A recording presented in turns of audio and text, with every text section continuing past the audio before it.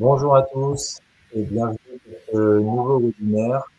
J'ai le plaisir d'accueillir ce soir donc Emma d'Optimo Énergie. Bienvenue Emma. Merci beaucoup Pierre, merci pour l'invitation. Avec plaisir. Alors comme vous le savez, donc chez Mabrikimo, on essaye d'être le plus actif possible, en tout cas auprès de la communauté donc de nos marchands de biens. On organise pour ça des webinars très régulièrement, donc globalement tous les 10 jours à peu près en moyenne, on se retrouve pour un webinaire sur des sujets, des thématiques et accompagné de partenaires divers et variés. Le dernier, par exemple, c'était avec un de nos partenaires Télescope sur la partie prospection foncière et comment aller récupérer les informations sur les actifs que l'on étudie. Donc ce soir, vous l'aurez compris, la thématique, c'est une thématique qui est plus qu'importante, hein. On va le voir avec Emma à différents égards. Donc c'est la thématique des DPE.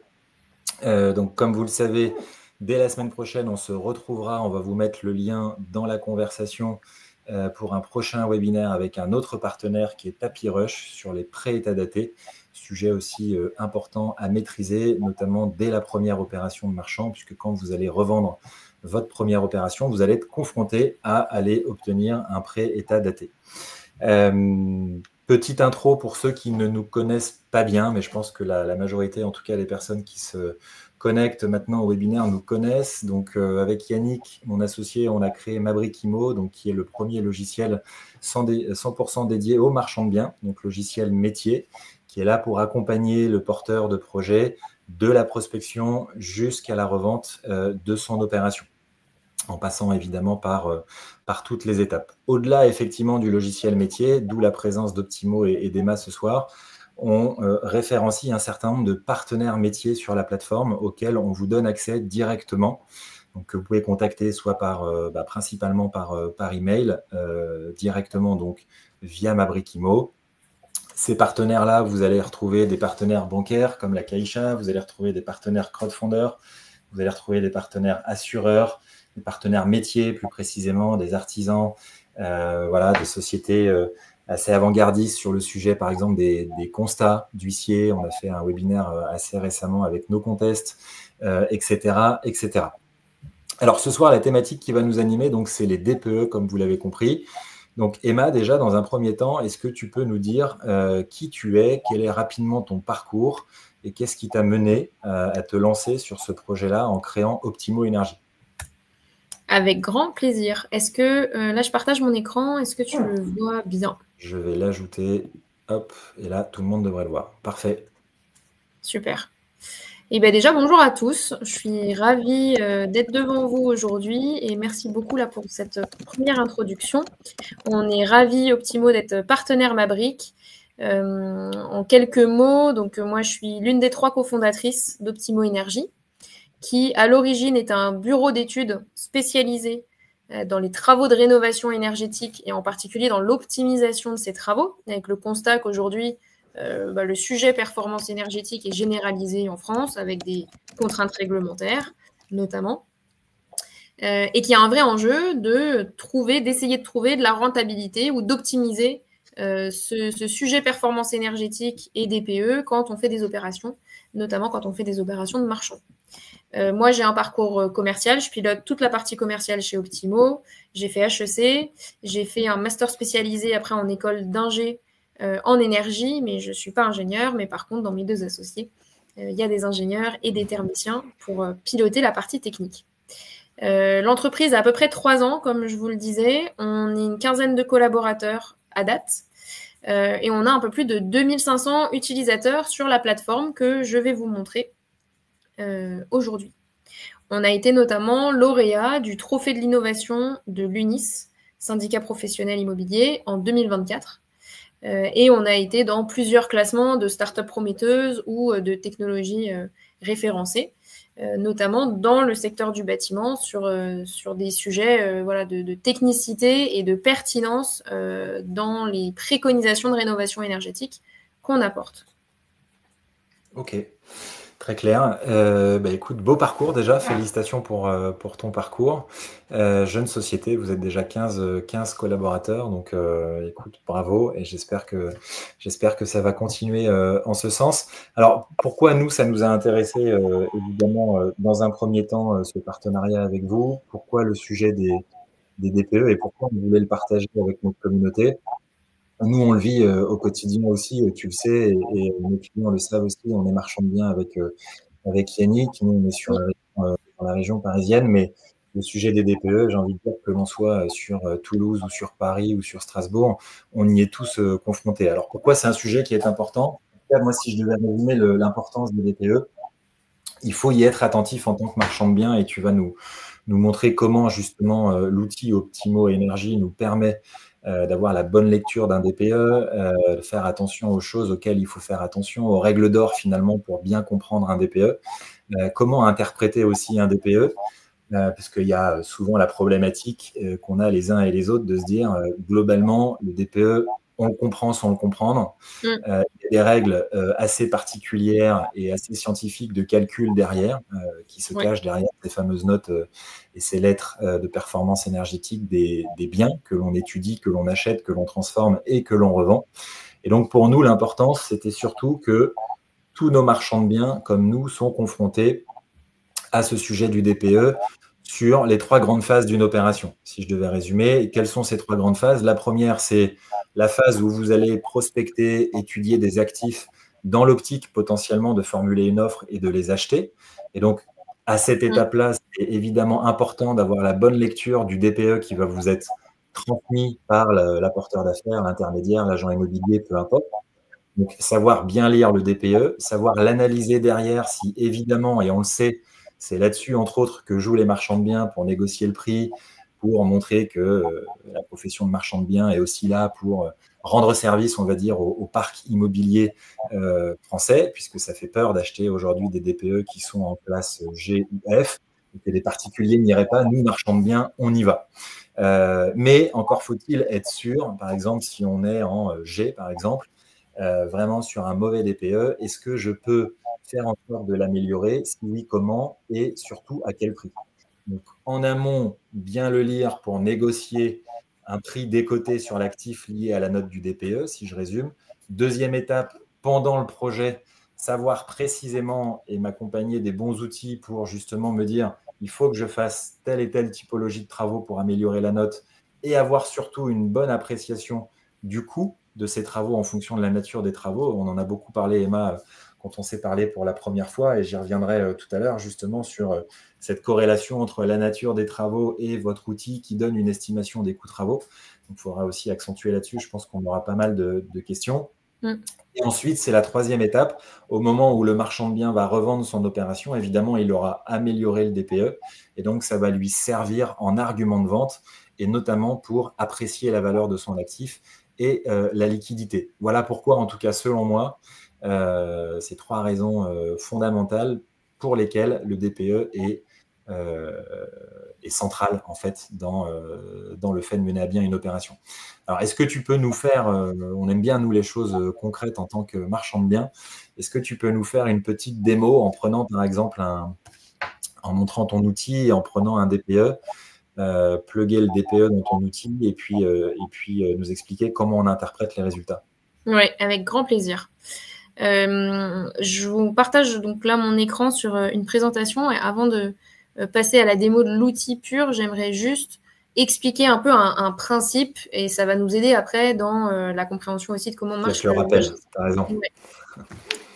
Simplement dire que, ok, aujourd'hui, on a plusieurs outils qui existent sur le marché immobilier quand on parle performance énergétique. On a le DPE que tout le monde connaît, diagnostic de performance énergétique, qui est obligatoire pour la vente ou la mise en location de n'importe quel bien, et qui repose sur une méthode de calcul qui s'appelle la méthode 3CL.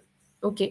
Aujourd'hui, on a un outil qui permet de connaître en fait les travaux à faire pour améliorer le DPE et la classe énergétique d'un bien. C'est ce qu'on appelle le DPE projeté. Et je pense que certains ont déjà dû en entendre parler, voire l'utilisent régulièrement, peut-être avec des diagnostiqueurs partenaires, pour avoir des scénarios précis qui nous permettent d'aboutir à une augmentation de classe. Et c'est ce qu'on fait en fait nous chez Optimo. Je vous ai dit en intro qu'on était bureau d'études thermiques, donc on a vraiment cette connaissance du bâti, mais on est venu digitaliser cette connaissance dans un outil logiciel que je vais vous montrer là dans quelques instants, et qui permet d'avoir un DPE projeté sur lequel vous avez la main et de manière entièrement digitale, à distance. Hop. Donc, je vais juste changer d'écran et vous montrer un DPE. Est-ce que quand je change d'onglet, là, ça me suit? Ça fonctionne, c'est bon. Ok. J'ai pris un DPE, vous voyez, DPE un peu pourri, autant la lettre que la mise en page. Typiquement, ce qu'on peut avoir quand on va faire du sourcing et qu'on a un agent immobilier qui nous envoie les diags d'un bien. Donc, on est Paris 15e, boulevard Lefebvre, un 50 mètres carrés qui est loué et qui est classé F, 331 kWh par mètre carré par an. Il est aussi classé F d'ailleurs en GES, donc ce deuxième score ici que je peux lire juste à droite. Typiquement un bien. Gaz à effet de serre, hein, juste pour rappeler effectivement aux personnes qui nous écoutent, peut-être expliquer la différence entre les deux notations et l'importance des deux. En fait, sur un DPE, aujourd'hui, on a 2 barèmes, 2 Nutri-Score, si je peux le dire comme ça, qui apparaissent. On en a un qui est à gauche ici, le gros, qui vient noter, évaluer la consommation en énergie du logement. Et c'est souvent celui qu'on regarde d'ailleurs. Mais on en a un deuxième qui vient évaluer un équivalent de pollution du logement, c'est-à-dire combien on estime que ce logement émet de gaz à effet de serre. Et ce qu'il faut savoir, c'est que la lettre finale retenue pour un DPE, c'est la pire des deux. Donc on peut avoir des logements plutôt rénovés, performants, qui en termes de consommation d'énergie ne sont pas tant consommateurs, mais qui sont chauffés au fioul, par exemple, et qui du coup vont avoir un score de gaz à effet de serre plombé, F, G, et donc c'est cette note-là qui serait retenue pour le score global. Là, je pense que c'est un point important, hein. Je ne sais pas si tout le monde l'a en tête, parce que nous, assez régulièrement, on est confronté à des marchands qui effectivement, et d'ailleurs, c'est assez contradictoire parce que sur le DPE et sur sa mise en page, celui qui est vraiment mis en exergue, c'est justement celui de la consommation énergétique sur la gauche. Et donc, assez naturellement, on a l'impression que c'est cette lettre-là qui est la lettre définitive. Or, ça n'est pas le cas, c'est pour ça que je te posais la question. En l'occurrence, c'est le cas parce que c'est un peu mal fait, mais ce score-là, cette lettre-là est la moins bonne des deux. Néanmoins, tu peux avoir ici un score de consommation. Je ne sais pas si tu vois ma souris là au niveau du 331. Oui, très bien. Ce score-là, il pourrait être à 40, je donne un exemple extrême, et quand même être en F parce que c'est le gaz à effet de serre qui, on va dire, met ce palier indépassable du F, quoi. Qui majeure la note. Tu peux quand même, quand tu lis ton DPE, il faut bien lire effectivement le graphique de gauche qui est celui qui nous donne le score, mais ce qu'il faut regarder aussi, c'est la consommation et comment elle se place dans la grille. En fait, est-ce que c'est bien la consommation du logement qu'il met en F ou est-ce que c'est son score de gaz à effet de serre? Auquel cas, typiquement, en changeant un système de chauffage qui était à énergie fossile, on pourrait tout de suite être dans une catégorie bien au-dessus. Ouais. Yes. Donc ensuite, sur un diagnostic, comment est-ce qu'on le lit? Les principaux points de vigilance, c'est de vérifier qu'on a bien un numéro ADEME en haut à droite. Donc ça, je ne sais pas si aujourd'hui ça parle à tout le monde. C'est un numéro unique, ce que nous on appelle un peu un ID, tu vois, un numéro d'identité pour le diagnostic qui permet de s'assurer qu'il est légal, valable. Et c'est aussi ce numéro-là qui va nous permettre dans l'outil Optimo de faire une simulation, puisque grâce à ce numéro d'identité, on va pouvoir récupérer tous les relevés terrain qui avaient été faits par le diagnostiqueur quand il était venu sur site, sur place. Il faut aussi évidemment être vigilant à la date de validité qu'on peut lire. Donc tout cet encadré en haut à droite est vraiment pertinent quand vous regardez un DPE. Il y a cette idée de double score et qu'effectivement la lettre sera la pire des deux qu'on vient de voir. Et puis après, ce que je vous conseille vraiment de regarder quand vous lisez un diagnostic, c'est ce qu'on appelle les annexes. Donc je descends et je vais tout en bas. Et en fait, en dessous de tous ces graphiques, vous allez pouvoir retrouver un extrait des données qui avaient été rentrées justement par le diagnostiqueur dans son outil logiciel à lui. D'accord? Et dans ces annexes-là, vous avez du coup, par exemple, sur un mur, vous voyez un mur qui fait 13,26 mètres carrés, qui donne sur l'extérieur, dont le matériau est inconnu et qui est non isolé. Ok. Là, typiquement, j'ai une info intéressante qui est que le diagnostiqueur n'a pas complété le matériau du mur. Il l'a laissé en inconnu. Et ça, c'est quelque chose qui peut avoir tendance à plomber le calcul du diagnostic. Versus s'il avait rentré que c'était de la brique ou de la pierre. Et donc, en fait, en allant regarder ces annexes, vous allez pouvoir trouver des infos intéressantes, notamment si c'est des infos qui sont manquantes et qui pourraient même plomber artificiellement le score du DPE. Est-ce que ça, c'est assez clair, Pierre? Oui, c'est très clair. Alors après, la question qu'on a envie de se poser, c'est pourquoi le diagnostiqueur l'a pas renseigné. Bon, il n'a pas accès à l'information. Quand il est passé sur site, la personne qui l'a reçu n'avait pas la réponse à cette question. Après, la question qu'on peut aussi se poser, c'est est-ce qu'il ne devrait pas y avoir un nombre de critères à remplir suffisant pour considérer que la note est correcte? Parce que finalement, par rapport à ce que tu dis, et c'est très bien que tu le dises là aussi, et c'est en ça que je disais dans mon introduction que c'est toujours très difficile à lire. Parce qu'en fait, là, c'est un premier diagnostiqueur qui t'a fait passer ça. Moi, je vais en faire passer un deuxième en lui donnant d'autres informations qui ne va pas forcément aller vérifier, parce qu'il y a des choses qui sont vérifiables et d'autres pas, hein, notamment l'état des murs et ainsi de suite. Ouais. Et en fait, je vais me retrouver avec un DPE, avec une note bien meilleure. Bon, donc c'est le sujet un peu ambigu. C'est exactement ça. Et c'est d'ailleurs, c'est souvent ça, c'est souvent cette qualité de relevé terrain qui va expliquer que pour un même appartement, tu fais venir 2 diags, tu as une lettre d'écart, voire 2, ça arrive. Ouais, voire 2. Et là, j'attire plutôt votre attention en tant que professionnel de l'immobilier, c'est là où, en fait, le commun, tu vois, n'aurait pas le niveau pour aller lire ces annexes-là ou la vigilance pour regarder ces infos. Et bien ça, c'est vraiment un endroit où vous pouvez faire la différence aussi en vous rendant compte que, bah tiens, le DPE, il n'a pas l'air bon, ça vaut peut-être même la peine d'en refaire un avant d'acheter. Si ça se trouve, non mais tu vois, c'est ça. Bien sûr, ouais, nous on le fait systématiquement. Ouais. Voilà, ça vaut la peine d'avoir un diag en qui tu as confiance, dont tu sais qu'il te sort un diagnostic qui est fidèle à la réalité et sur lequel tu vas pouvoir travailler ensuite, toi, ton projet d'amélioration. Voilà, pour pas se faire avoir là-dessus. C'est un coût supplémentaire, mais en tout cas, nous, on le fait systématiquement, c'est-à-dire qu'on refait passer notre diagnostiqueur sur l'actif. Ok, à partir du moment donc, où je reçois, donc là, je suis vraiment en phase de prospection, hein, j'ai l'intermédiaire qui m'a envoyé ce DPE, je considère qu'il est bon. Comment ça fonctionne, comment la passerelle se fait et comment l'outil Optimo Énergie fonctionne. Donc, je prends le numéro de l'ADEME. C'est ça. Donc, en fait, je vais vous montrer. Je change d'onglet, pareil. Est-ce que là, tu le vois bien? Oui, parfait. Nickel. Donc, en fait, l'interface Optimo ressemble à ça. C'est-à-dire que quand je me connecte, une fois que vous êtes client chez nous et que vous avez des identifiants, et bientôt l'intégration, du coup, via Mabrick, vous vous connectez et vous pouvez retrouver tous les biens ou tous les lots sur lesquels vous avez déjà travaillé une amélioration énergétique. Ça permet de revenir sur un projet, ça permet de dire, en fait, au moment où j'ai déjà enclenché les travaux, j'ai besoin de revenir, tu vois, bidouiller un truc sur ma simule de DPE. J'ai ce stockage, on va dire, de la donnée. Et si je me remets dans la situation que tu décrivais, donc je fais du sourcing, j'ai repéré ce bien, et bien ici, je clique sur « Nouvelle étude » en haut à droite. Et le logiciel va me demander 2 choses. Alors, nous, on met coordonnées du client, vous pouvez mettre du projet. Donc ici, imaginons que ce soit pour vous, on va dire, je ne sais pas moi, tu as une SCI avec laquelle tu vas acheter le logement, tu vois. Ou, je ne sais pas, qu'est-ce que tu veux que je mette ici? SCI Mabrick. Voilà, tu vois, on peut mettre ça. Hop. Et d'importer le DPE. Donc, soit je l'importe directement depuis mes téléchargements parce que je l'ai en PDF. Là, par exemple, c'était le cas. Soit je peux effectivement directement rentrer le numéro ADEME. Numéro ADEME, c'est celui qu'on a vu.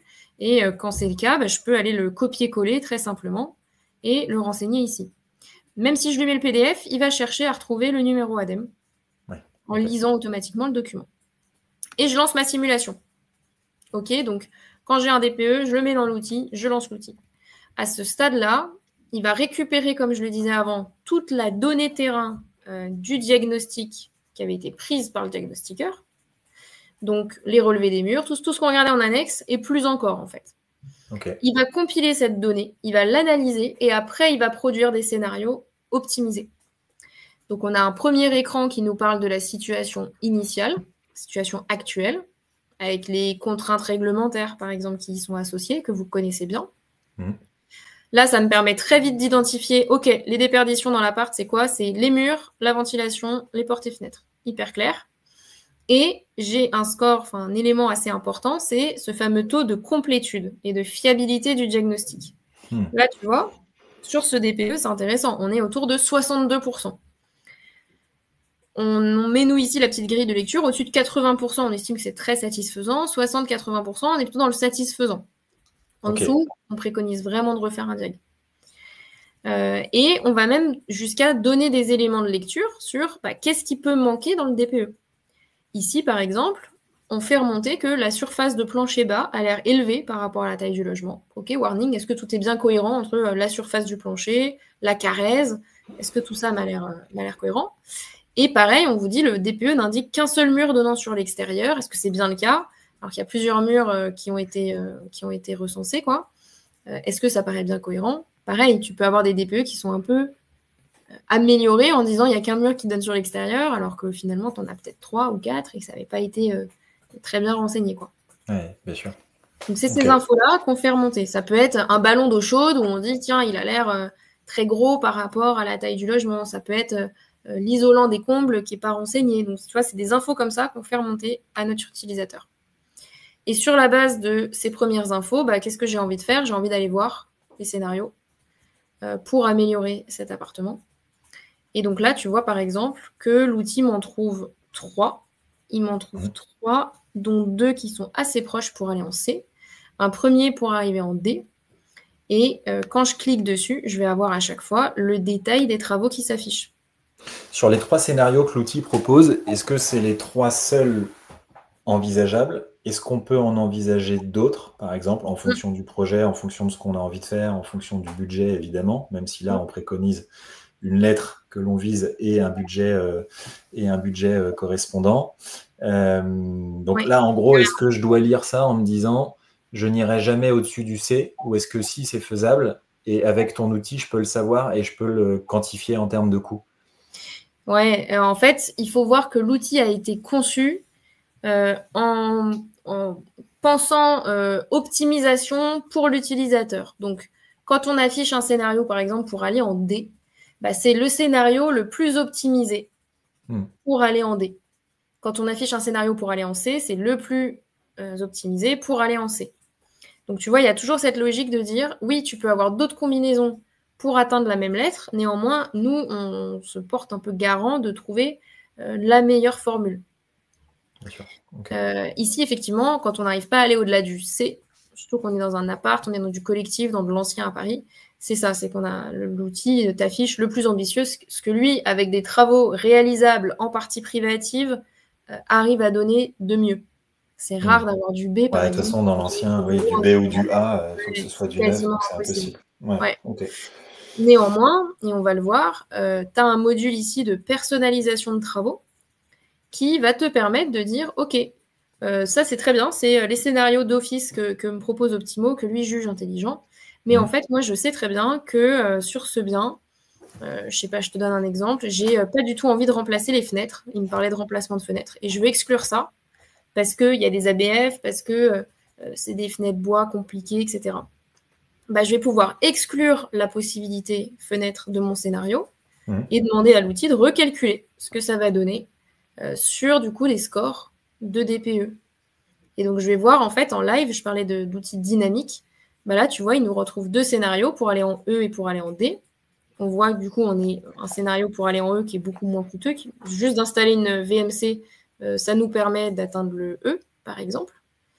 Donc c'est moins ambitieux et c'est un peu plus court terme, mais tu vois, c'est un bon élément à connaître aussi quand on est marchand, c'est de dire des fois, tu peux faire un saut de classe avec finalement très peu d'investissement travaux. Ça peut suffire, bien sûr. Oui, parce qu'on repousse la sanction, on va dire, à X années où le F, le G ne sera plus louable, etc. etc. Donc ça, c'est effectivement important.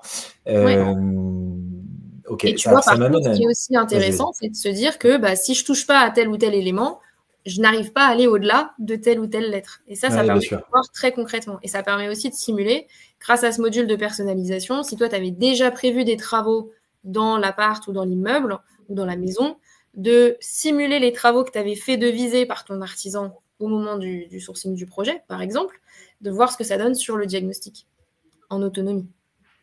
Ok. Ça m'amène à une autre question. Alors, c'est peut-être compliqué d'y répondre. Si c'est le cas, désolé pour la question, mais je pense que certains doivent se la poser.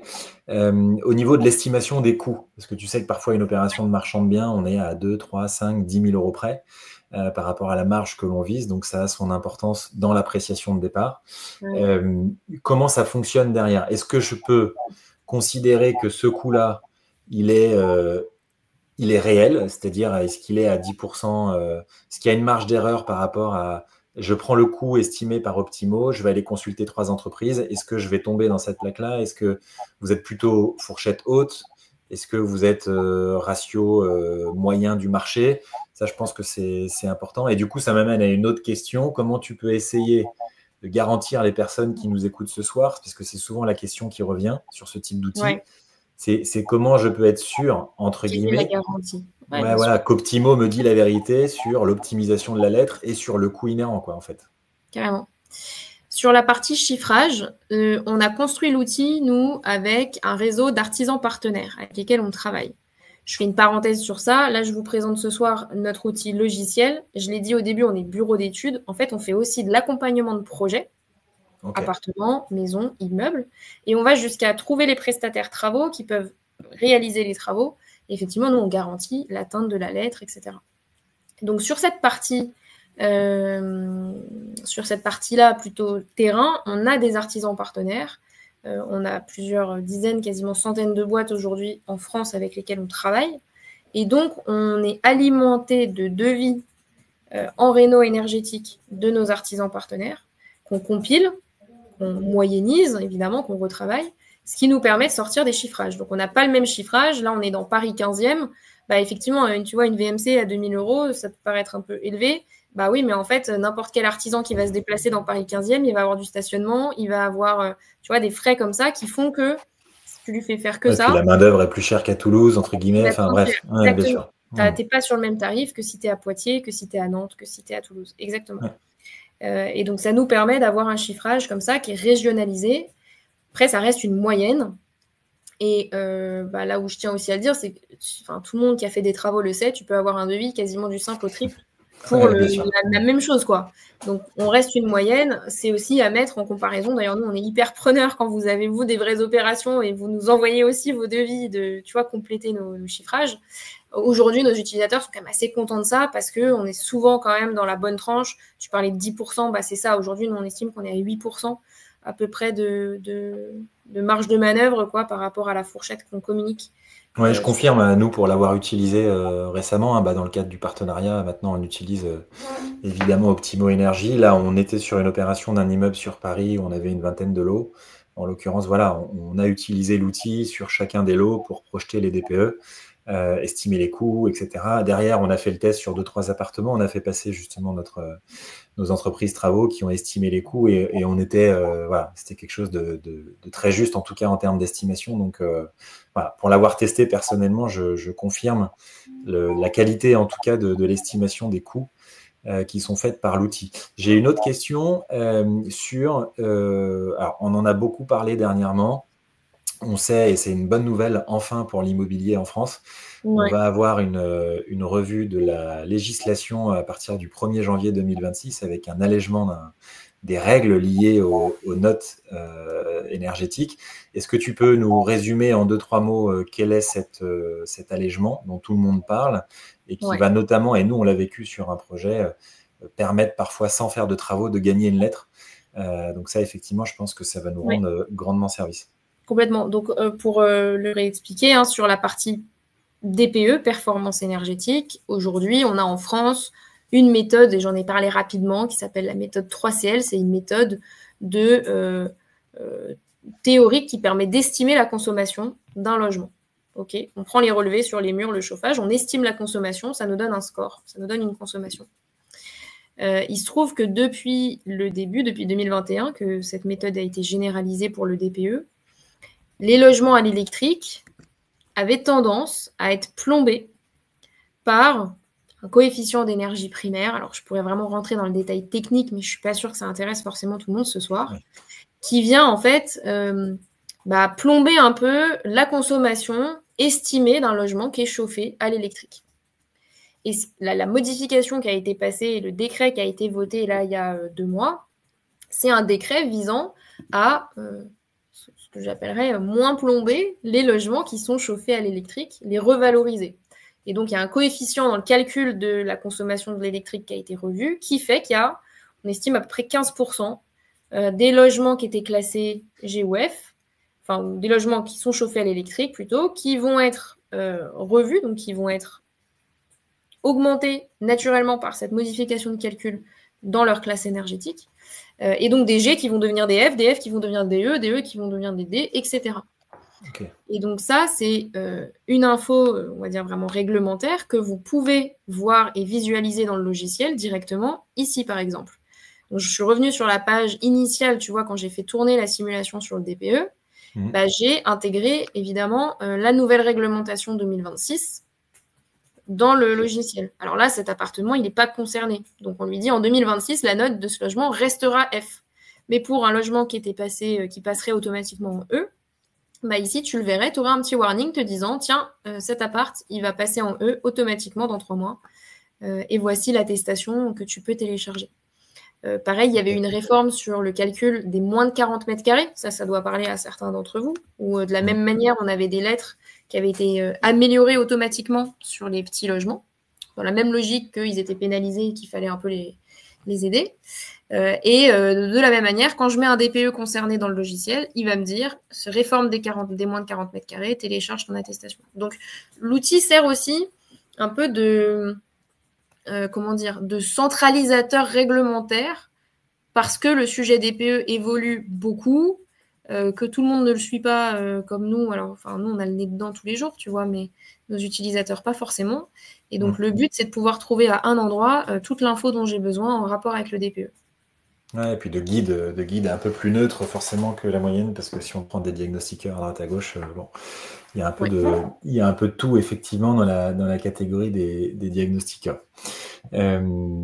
Ok, bon écoute, en tout cas l'outil pour l'utiliser régulièrement, il est évidemment très pertinent et très performant. Est-ce que tu avais d'autres points concernant l'outil? Moi, après, j'ai d'autres questions. Vas-y. Ouais, avec plaisir. Je vous montre juste une dernière chose. Donc, j'ai parlé de la personnalisation des travaux, on l'a vu. Il y a toute une partie où on peut personnaliser les montants d'aide qui sont calculés, puisqu'en fait, on est passé vite là sur les scénarios. Mais une fois que tu as un chiffrage et un détail travaux, on estime des aides. Alors, ce n'est pas forcément pertinent pour les marchands, mais pour ceux qui ne font pas les travaux, mais qui revendent en l'état, tu peux avoir un rapport à la fin dans lequel tu montres à un acquéreur potentiel des aides qu'il pourrait avoir. Et on calcule d'autres indicateurs. Perte de surface habitable. Donc ça vous permet aussi de faire vos calculs. C'est ce scénario-là, ok, je perds combien en mètres carrés en face. On estime aussi la revalorisation immobilière liée à l'amélioration énergétique et les économies d'énergie sur la facture. Ça, on est plus pour, effectivement, soit quelqu'un qui achète, soit un locataire, mais notion de consommation, quoi. Donc, ça, hyper important, notamment sur la surface. Ouais, parce que on parle souvent d'isolation intérieure. Alors on se dit c'est à la marge, ça impacte pas beaucoup, mais si on est sur des secteurs géographiques comme nous à Paris où le prix au mètre carré est globalement entre 9 et 10 000, 2 mètres carrés, ça fait tout de suite 20 000 euros. Donc ça peut avoir c'est à prendre en compte. Et d'où l'intérêt aussi, tu vois, dans ton petit module de personnalisation, de pouvoir dire je veux surtout pas isoler par l'intérieur, j'exclus ça. Et je vois ce que ça donne. Et est-ce que je peux m'arranger avec des combinaisons, avec les fenêtres, le chauffage, la ventilation, pour quand même gagner en classe énergétique. Mais c'est tout ce côté dynamique que l'outil te permet, que tu n'as pas dans un DPE qui est figé finalement. Bien sûr. Donc, ok, donc important, à la fin, tu as un rapport global donc, qui est exportable évidemment. Comment ça fonctionne à partir du moment où comment vous fonctionnez? Vous avez un abonnement au mois, à l'année? Est-ce que c'est au DPE? Si c'est par DPE, je peux faire, j'imagine, en illimité autant d'estimations et de scénarios possibles sur le DPE. Voilà, plus sur votre politique tarifaire et le fonctionnement de vos licences. Je vous montre en même temps le rapport, à quoi il ressemble, si tu as besoin de le communiquer, tu vois, à quelqu'un. Notre fonctionnement à nous, effectivement, donc c'est du logiciel et on est bien conscient que tout le monde n'a pas le même besoin d'utilisation de cet outil. Donc, on a aujourd'hui 2 formules. On a une première formule qui consiste à payer et l'utiliser à l'usage. Donc, quelqu'un qui en aurait besoin de 1, 2, 3 par an peut utiliser Optimo et payer à l'unité son DPE projeté. À ce moment-là, notre tarification à nous, elle est en prix public de 125 € par rapport, par simulation. Et tu l'as dit, tu peux faire ensuite autant de personnalisation que tu veux, autant de modifications que tu le souhaites sur le rapport, en télécharger autant de rapports que tu veux. C'est un numéro ADEME, c'est un bien que tu étudies à ce moment-là. Et après, on a les systèmes de pack. Et pour les marchands qui savent qu'ils vont sourcer une opération dans laquelle il y a 10 ou 20 lots d'un coup, ou parce que justement dans ton sourcing, tu vas regarder plusieurs biens, on a nous des systèmes de pack, je passe rapidement à ma slide, où vous allez pouvoir acheter directement 5 simules, 10 simules, 20 simules. On a même des tarifs au-dessus si vous le souhaitez, et ça rend dégressif le coût unitaire. Là, je ne l'ai pas remis ici, mais tu vois, 20 simules, ça te revient à 40 € le rapport, à 800 €. Donc, en fait, tu tombes quand même sur un tarif. Ça, on le précise, hein, c'est une offre spéciale Mabrikimo. Hein, donc, on communiquera un code promo. Ouais, je l'ai remis ici, tu vois, offre spéciale. Je l'ai mis là pour vous dire, tous ceux qui nous écoutent, aujourd'hui, on applique, dans le cadre du partenariat avec Mabrik, un discount de 20%. Donc là, c'est déjà les tarifs avec les 20% qui sont affichés. Je n'ai pas mis à chaque fois le prix barré et le nouveau prix parce que comme j'ai mis plusieurs paliers, ça aurait fait un peu lourd sur la slide. Mais voilà, pour vous le dire, par exemple, à l'unité, normalement, on est à 125 € en prix public et donc le tarif négocié fait tomber le coût unitaire d'un DPE projeté à 100 €. Et effectivement, tu vois, ça serait intéressant, toi, par exemple, là, ton retour d'expérience sur les 20 lots, en fait, tu tombes à 40 €, ou même si tu prends des volumes au-dessus à 30 €, 20 € le rapport, ça devient quand même assez facilement absorbable dans une opération où on est sur des milliers d'euros. Ah bah oui, c'est sûr. Ouais, non, 40 € le rapport. Après, voilà, ce qui est bien, en tout cas, je trouve, c'est ce que tu dis, soit tu prends à l'unité, soit tu prends des packs, ça dépend de la situation du marchand de biens. Soit c'est quelqu'un qui fait une dizaine d'opérations par an. Et après, c'est aussi, on n'en a pas forcément tout le temps besoin. Hein. Sur toutes les opérations, on n'a pas forcément besoin de projeter dans ce niveau de détail-là le DPE comme on le voit depuis tout à l'heure. Donc, c'est le côté intéressant. Juste pour effectivement pouvoir bénéficier donc, de ce... et merci à Emma et Optimo pour ce code et cette offre spéciale Mabrikimo.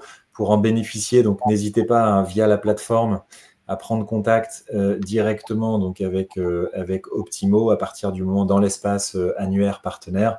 Vous avez un bouton « Contactez-nous », vous les contactez directement via la plateforme. Ils sauront évidemment que vous venez de Mabrikimo et à ce moment-là, la tarification avantageuse sera appliquée. Alors, on a une question. Coordonnées en parallèle, si certains veulent les noter, vous avez aussi mon mail et mon numéro pour nous contacter directement.